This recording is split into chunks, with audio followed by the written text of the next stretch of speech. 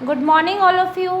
कैसे हैं आप सब। आरएससी परिवार यूट्यूब चैनल में आप लोगों का स्वागत है। तो देखिए, हम यहाँ पर कर रहे थे लेटर के बारे में। लास्ट क्लास में मैंने आपको 12th क्लास के जो टॉपिक है लेटर, उसके बारे में बताया था। तो मैंने आपको ये बताया था कि लेटर्स के 2 टाइप्स होते हैं। फर्स्ट जो है वो कौन सा होता है, formal letter, and the second is informal letter. Formal letters में अपने आते हैं सभी तरह के business letter, official letter, joining letter and letter to editor.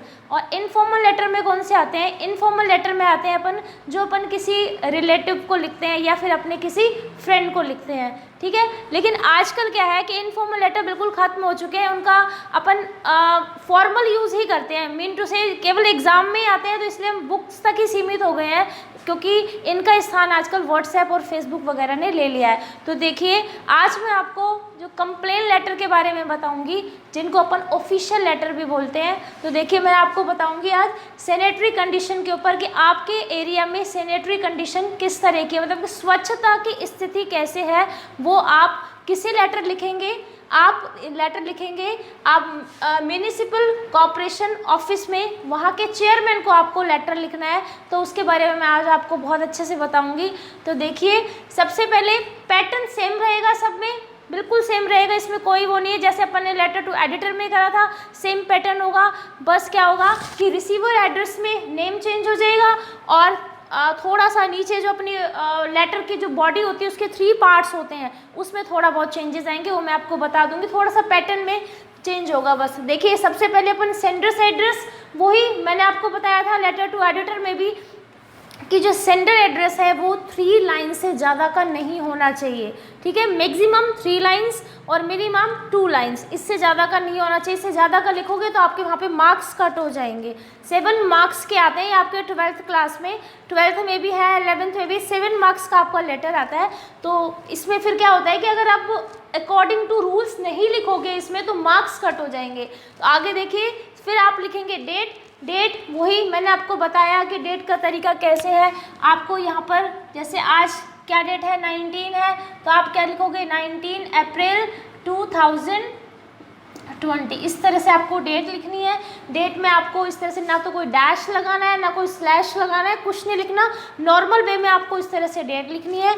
फिर उसके बाद रिसीवर्स एड्रेस, रिसीवर कौन है, इस लेटर को कौन रिसीव करेगा उसके बारे में लिखना है। कौन रिसीव करेगा, टू, जैसे लिखा है ना टू, उसके बाद the chairman municipal corporation office Alwar Rajasthan, यहाँ पर लिख के, क्योंकि हमें लेटर किसको लिख रहे हैं, कंप्लेन लेटर है, किसे लिख रहे हैं हम, चेयरमैन को लिख रहे हैं। म्यूनिसिपल कॉरपोरेशन के चेयरमैन को अपन लेटर लिख रहे हैं, तो सबसे पहले उसको संबोधित करते हुए हम लिखेंगे the chairman municipal corporation office Alwar. यहाँ पर रिसीवर एड्रेस के बाद यहाँ पर अपन एक ब्लैंक लाइन छोड़ देंगे। फिर देखिए, फिर लिखेंगे सब्जेक्ट। अब आप देखेंगे कि कल मैंने पहले आपको बताया था कि सैल्यूटेशन पहले है, और आज मैंने सब्जेक्ट पहले लिखा हुआ है, तो इसमें कोई भी प्रॉब्लम नहीं है। अगर आप सब्जेक्ट को पहले लिखते हैं तो भी कोई इसमें इशू नहीं है, और अगर आप सब्जेक्ट को बाद में लिखते हैं और सैल्यूटेशन आप पहले लिखते हैं तो इससे किसी भी तरह का कोई इफेक्ट नहीं पड़ता है, ठीक है। आप किसी भी टॉपिक को इसमें रिस्पेक्टेड सर, यानी कि जो सैल्यूटेशन है उसको पहले भी लिख सकते हैं और सब्जेक्ट को बाद में भी लिख सकते हैं, या फिर सब्जेक्ट को पहले लिख दीजिए और सैल्यूटेशन को बाद में लिख दीजिए, ये कोई मैटर नहीं करता है। तो देखिए, सब्जेक्ट लिख लिया अपन ने। सब्जेक्ट, मैंने आपको कल सब्जेक्ट के बारे में क्या बताया था कि सब्जेक्ट जो है 4 to 6 वर्ड से ज़्यादा का नहीं होना चाहिए। आप ट्राई कीजिए, कोशिश ये कीजिए कि सब्जेक्ट हमेशा बस 6 वर्ड, यहीं तक ही लिमिट, इससे आगे, क्योंकि क्या होता है कि अपने एग्ज़ाम में इस तरह से जब किसी भी तरह का कोई क्वेश्चन आता है तो बच्चे क्या करते हैं कि क्वेश्चन को जो क्वेश्चन होता है तो उसको एज इट इज सब्जेक्ट की फॉर्म में लिख देते हैं, उसमें आपको मार्क्स नहीं मिलेंगे। आपको उस क्वेश्चन को पढ़ने के बाद बिल्कुल शॉर्ट वे में एकदम लिमिटेड क्या बनाना पड़ेगा, सब्जेक्ट बनाना पड़ेगा, जो कहाँ तक होगा, ओनली 4 to 6 वर्ड्स तक ही होना चाहिए। इससे ज़्यादा कम से कम बस आप 7 वर्ड, मैक्सिमम आप 7 वर्ड्स ले सकते हैं, इससे ज़्यादा का आप सब्जेक्ट नहीं लेंगे, मार्क्स कट हो जाएंगे आपके वहाँ पर, ठीक है। फिर अपन यहाँ पर अपन ने क्या लिखा, सैल्यूटेशन लिखा, यानी कि किसको आप संबोधित कर रहे हो, यहाँ पर अपन ने लिख लिया। यहाँ तक बिल्कुल सेम है। किसी तरह का कोई चेंज नहीं है। बस वो ये मैंने आपको बता दिया कि उसमें मैंने सब्जेक्ट बाद में लिखा था और सैल्यूटेशन पहले लिखा था, इसमें मैंने सब्जेक्ट पहले लिख दिया और सैल्यूटेशन बाद में, इससे कोई इफेक्ट नहीं पड़ता। ठीक है, यहाँ तक सेम है बिल्कुल। एक बार मैंने आपका रिवाइज भी करा दिया। बस आपका ये, क्योंकि अपन ने जो लास्ट लेटर लिखा था उसमें अपन ने क्या किया था, लास्ट लेटर में अपन ने यहाँ पर रिसीवर एड्रेस, क्योंकि रिसीवर एड्रेस हमेशा सेम नहीं होता है ना, जिसे हम लिख रहे हैं वो अलग ही होगा, हमेशा एक ही पर्सन को थोड़ी लिखेंगे अपन। तो यहाँ पर उसमें अपन ने लेटर टू एडिटर था तो एडिटर को अपन ने लेटर लिखा था, और यहाँ पर हम म्युनिसिपल कॉर्पोरेशन के चेयरमैन को लेटर लिख रहे हैं। ठीक है, अब देखिए, अब बात आती है आगे की, जो अब आपको बहुत अच्छे से देखनी है। जिस तरह से मैंने आपको लेटर टू एडिटर में एक पैटर्न बताया था कि आपको इसके 3 पार्ट्स करने हैं। ठीक है, टोटल जो लेटर है, इसके बाद सैल्यूटेशन के बाद जितना भी आगे का जो लेटर है, आगे का जितना भी मैटर है, उसको आपको कितने पार्ट्स में डिवाइड करना है, उसको आपको 3 पार्ट्स में डिवाइड करना है। ठीक है, उसमें क्या होगा, इसमें आपको इसके देखो, सबसे पहले अपन ये भी आपको लर्न कर लेना, जितने भी कंप्लेन लेटर होंगे उसमें यही पैटर्न होगा, बस आपको लर्न करना है सब में और कुछ नहीं करना। और जो only body of the letter वो आपको खुद लिखना है। जो फर्स्ट पार्ट है और जो थर्ड पार्ट है वो क्या रहेगा, वो एज इट इज जो मैं आपको कराऊंगी वो लर्न कर लेना। Only body of the letter जो है वो चेंज हो जाएगा, क्योंकि वो तो ये होता है ना कि जो क्वेश्चन पूछेगा उसी के बेस्ड पर ही उसकी बॉडी ऑफ द लेटर होगी। ठीक है, अब देखिए फर्स्ट क्या है, फर्स्ट पार्ट आपको वहाँ पर ऐसे फर्स्ट नंबर नहीं डालना है, वो तो मैंने आपको थोड़ा सा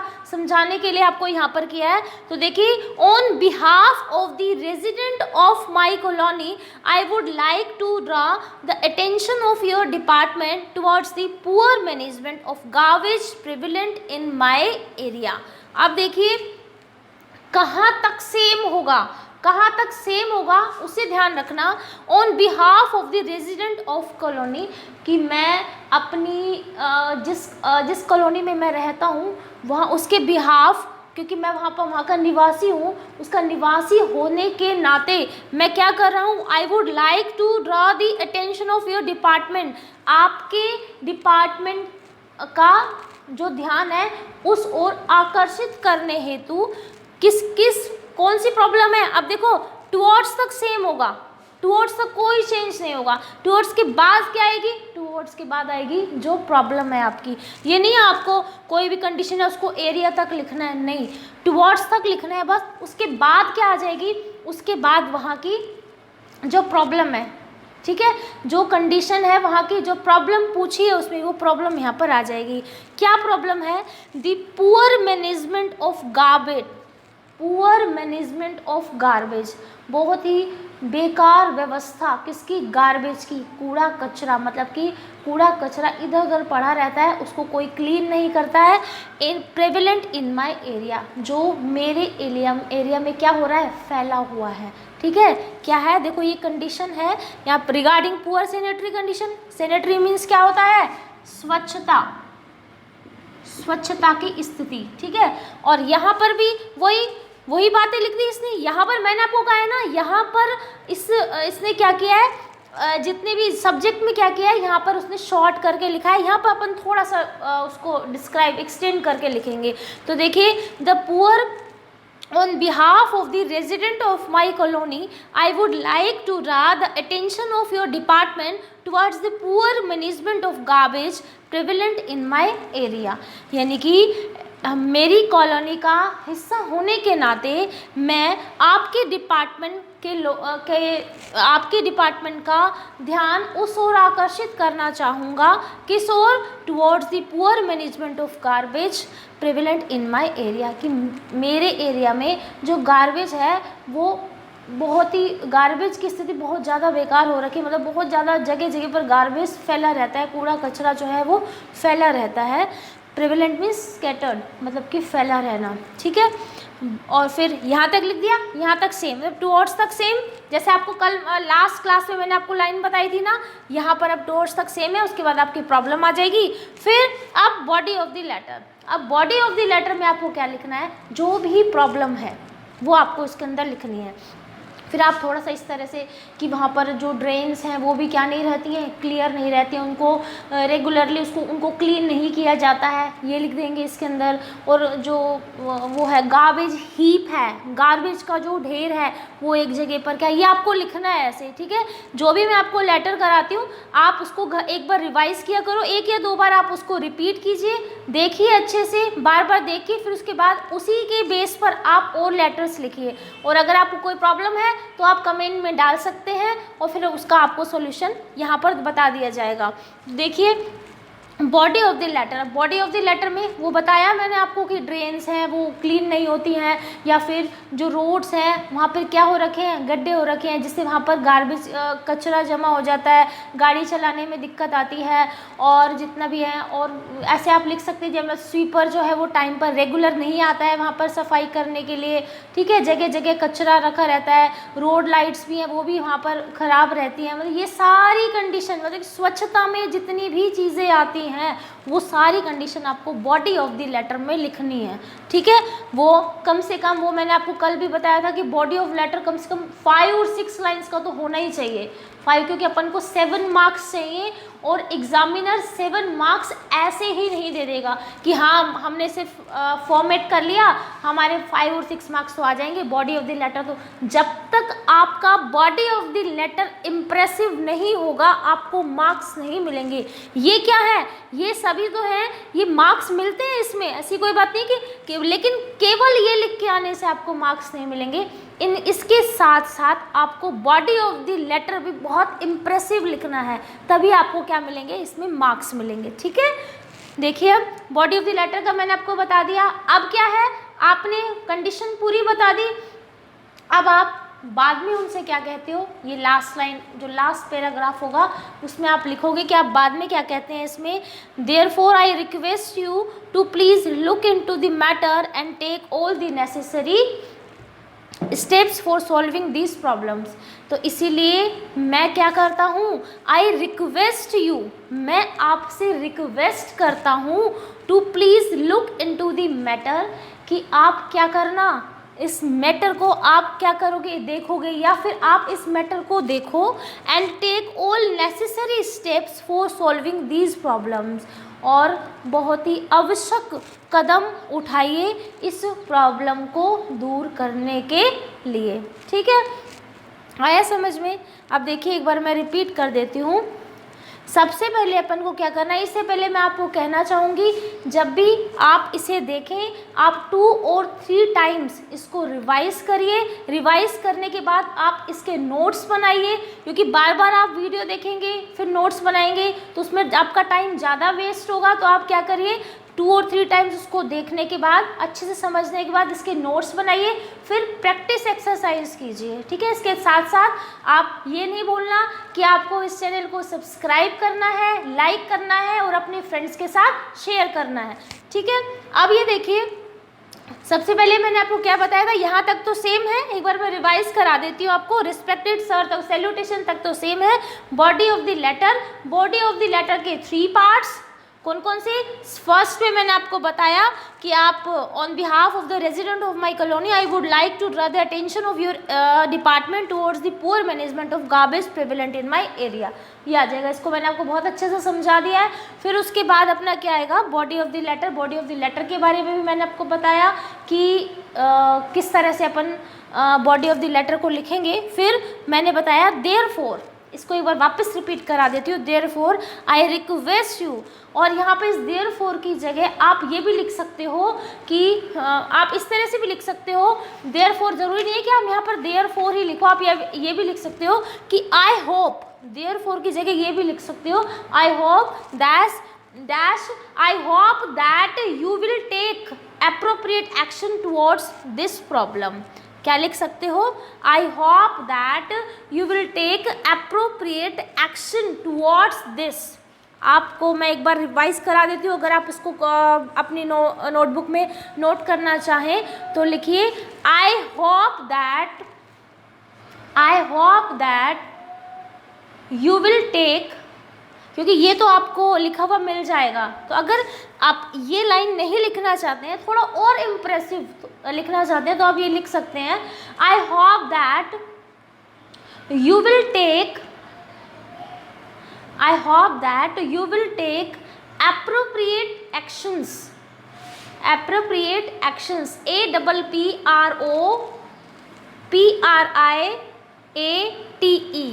appropriate actions, actions towards this problem. Okay, यहाँ पर अपन फुल स्टॉप कर देंगे। ध्यान रखना, पंचुएशन मार्क्स को इग्नोर करना है, आपको टोटली इग्नोर करना है फॉर्मेट में, बॉडी ऑफ द लेटर में नहीं।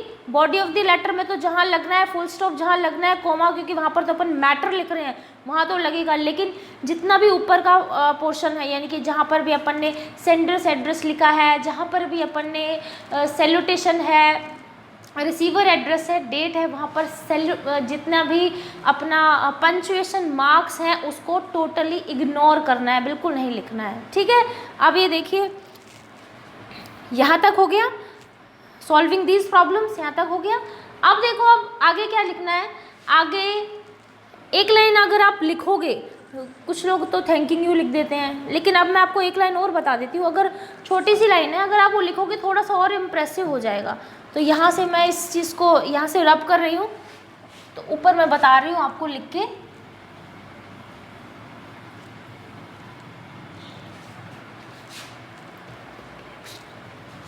आपको बिल्कुल ऐसे सीध में लिखना है, होपिंग एन अर्ली एक्शन। ये लाइन आपको कब लिखनी है ये भी मैं बता देती हूँ। जो लास्ट में मैंने आपको लाइन बोली है ना, I hope that you will take appropriate action towards this, इसमें आपको ये लाइन नहीं लिखनी है। आपको ये लाइन किस में लिखनी है? ये लाइन उस कंडीशन में लिखनी है आपको जब आप ये वाला पोर्शन लिखोगे, ये वाला पार्ट लिखोगे ना, थर्ड वाला जो मैंने बोर्ड पे लिखा हुआ है, ये वाला लिखोगे तो ही आपको, क्योंकि अगर आप उस वाली लाइन में इसको लिखते हो ना तो इन दोनों का मीन सेम हो जाएगा। और एक बात ध्यान रखना, कभी भी आप ये मत सोचना कि रिपीटेशन करके हम अच्छे मार्क्स पा सकते हैं, नहीं मिलेंगे अच्छे मार्क्स। आप एग्जामिनर को बेवकूफ़ नहीं बना सकते हैं। इसीलिए ये कोशिश किया करो कि जितने भी सेंटेंस लिखते हो वो सिंगल सेंटेंस ही लिखो। कुछ बच्चे क्या करते हैं, मैटर को एक्सटेंड करने के लिए वो क्या करते हैं कि इस तरह से कुछ करते हैं कि बार बार रिपीट करते हैं, एक सेंटेंस को रिपीट करते हैं और फिर देख के खुश हो जाते हैं कि हमने तो बहुत बड़ा लेटर लिख लिया। फिर बाद में नोटबुक चेक होती है, मार्क्स नहीं आते, हमने तो इतना अच्छा लिखा था, मार्क्स नहीं आए। लेकिन तुमने अच्छा क्या लिखा था? तुमने तो रिपीट किया था, और रिपीट करने पे आपको कभी मार्क्स मिलेंगे नहीं। तो इसलिए मैं आपको बता रही हूँ, अगर वो जो आपको मैंने सेकेंड टाइम जो लाइन बताई थी ना, अगर आप उस लाइन के बाद इसको लिखते हो, ये वाली लाइन लिखते हो, तो उसमें फिर आपका इतना लेटर जो है वो इतना इम्प्रेसिव नहीं होगा, क्योंकि वो जो आपको लाइन बताई मैंने सेकंड टाइम में जो लाइन बताई है उसका मीनिंग यही है। ठीक है, तो इसलिए आपको क्या करना है, ये therefore I request you to please look into the matter and take all necessary steps for solving these problems। ये लिख के ही, इसको लिखने के बाद ही आप इसके जस्ट नीचे आपको ये वाली लाइन लिखनी है, होपिंग एन अर्ली एक्शन, कि हम आशा करते हैं कि इस जो भी हमारी प्रॉब्लम है इसके लिए जल्द से जल्द कोई एक्शन लिया जाएगा। फिर बाद में आप इस तरह से लिख सकते हो, योर्स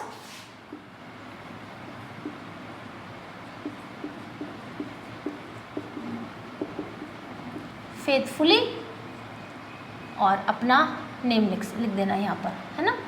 जो भी आपका नेम है आप यहाँ पर अपना नेम लिख सकते हो, रोहित कुमार।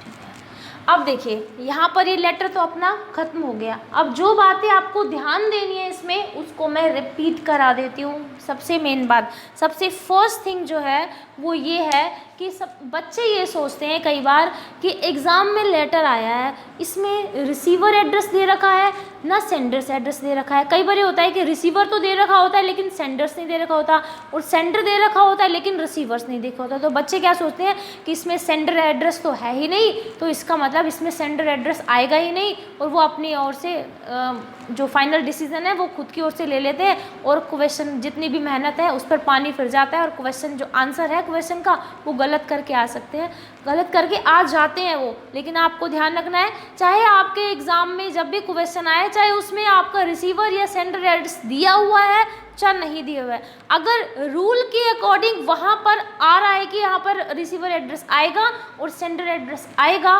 तो आपको वहाँ पर वो लगाना ही है। आप अपनी ओर से लगा लीजिए, बस आपको ये ध्यान रखना है कि 3 लाइन से ज़्यादा का नहीं होना चाहिए, और पंक्चुएशन मार्क को वो इग्नोर करना है, अवॉइड करना है उसके अंदर, बस और कुछ नहीं। आप अपनी ओर से लगाइए, आप अपने घर का एड्रेस लिख के आइए ना, अगर वहाँ पर नहीं दिया होता। देखो रिसीवर एड्रेस तो मोस्टली दिया ही होगा, सेंडर एड्रेस कई बार ऐसा होता है कि नहीं दिया होता, तो आपका, क्योंकि ये तो हमको बताएगा ही ना वो कि किसे लिखना है लेटर, तो वो तो रिसीवर एड्रेस हो गया। रिसीवर नेम भी आ सकता है और एड्रेस भी बोल सकते हैं, रिसीवर नेम। यहाँ पर तो रिसीवर का एड्रेस नहीं होगा, रिसीवर नेम है ना, तो रिसीवर नेम भी हो सकता है, वो रिसीवर एड्रेस भी बोल सकते हैं उसको अपन, तो वो तो दिया हुआ होता है। तो कई बार सेंडर एड्रेस नहीं होता और बच्चे सोचते हैं नहीं है इसके अंदर, तो क्या होगा, इसके अंदर आएगा भी नहीं और उसको वो अवॉइड कराते हैं, उसको नहीं लिख के आते और मार्क्स वहीं कट हो जाते हैं। तो मैं आपको इसके लिए पहले से इस बात के लिए मैं आपको अवेयर कर रही हूँ कि आपको क्या करना है, आपको वहाँ पर रिसीवर एड्रेस सेंडर एड्रेस आपको लिखना होगा अपनी ओर से। घर का लिखाओ या कहीं का भी, अपने फ्रेंड का लिखाओ, जो भी आपके माइंड में आए उस टाइम एड्रेस, वो आप वहाँ पर लिख के आ जाइए, अगर एग्ज़ाम में उस चीज़ को मेंशन नहीं किया गया है तो। और अगर एग्ज़ाम में जो भी मेंशन किया गया है वो ही लिख के आना है। ये भी ध्यान रखिए कि सेंडर एड्रेस, कई बार ऐसे होता है, यहाँ पर भी बच्चे गलती कर लेते हैं कि जो उसमें सेंडर एड्रेस दे रखा है वो नहीं लिख के अपने घर का लिखाते हैं, क्योंकि हैबिट ये होती है ना, अपन प्रैक्टिस करते हैं तो जो अपन को याद होता है अपन वही लिख लेते हैं और वो लिखाते हैं, उसमें भी मार्क्स कट जाते हैं। तो ये ध्यान रखना कि अगर एग्ज़ाम में उसके अंदर सेंडर एड्रेस दिया हुआ है तो वो ही लिखना है, और अगर नहीं दिया हुआ है तो आप अपने अकॉर्डिंग कुछ भी लिख के आ सकते हैं। और एक बात और ध्यान रखना, नेम अगर एग्ज़ाम में पूछा है, अगर क्वेश्चन में आपको मेंशन है कोई नेम, तो वो ही लिख के आना। अपना नेम आपको नहीं लिखना, अपनी क्लास आपको नहीं लिखनी। वो किस कंडीशन में लिखनी है आपको, वो उस कंडीशन में लिखनी है जब आपके एग्ज़ाम में जो क्वेश्चन दिया हुआ है उसके अंदर इस तरह का कोई भी जो चीज़ है वो मेंशन नहीं की हो, उस कंडीशन में आपको लिख के आनी है। अगर वो मेंशन की हुई है तो आपको अपने आप को वो ही मान लीजिए और वो ही मान के आपको वो लेटर लिखना है। ठीक है, ये चीज़ थी, ये बहुत मेन चीज़ है। बच्चे क्या करते हैं, बहुत अच्छे से लेटर की प्रिपरेशन कर लेते हैं, सारी चीज़ें हो जाती हैं, पर यहाँ जाके वो मात खा जाते हैं और फिर 7 में से उनके, क्योंकि वो तो आप जब आपने सेंडर एड्रेस गलत कर लिया, नेम गलत कर लिया, तो हाफ मार्क्स तो आपके वैसे ही कट हो जाते हैं वहाँ पर। तो कहाँ से आपका लेटर इम्प्रेसिव होगा और आपको कहाँ से उसमें क्वेश्चन के आंसर, कहाँ से आपको उसमें मार्क्स मिलेंगे। तो इसलिए ध्यान कीजिए, सबसे पहली बात तो लेटर की जो लैंग्वेज है वो इम्प्रेसिव होनी चाहिए। जो भी मैंने आपको ये पैटर्न लिखवाया है इम्प्रेसिव है ये, लेकिन इसको आप और इम्प्रेसिव और अट्रैक्टिव कैसे बना सकते हैं, बॉडी ऑफ द लेटर में अच्छे अच्छे वर्ड्स का यूज़ करके।